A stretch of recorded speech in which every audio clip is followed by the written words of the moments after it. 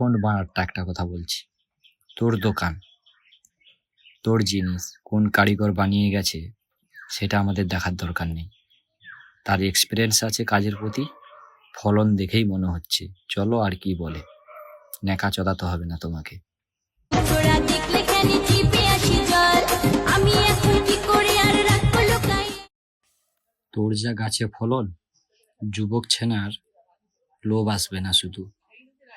80 বছরের বয়স যার হয়ে গেছে, বাল পেকে গেছে, তোকে দেখলে তারও জিভ দিয়ে জল বেরোবে।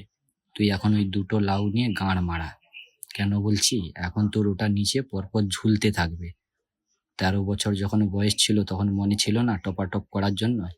32 থেকে 52 হয়ে গেছিল যখন তোর একটা টিউব পড়ার দরকার ছিল, সেটা পড়িসনি। এখন গাঁটটা মারা তুই।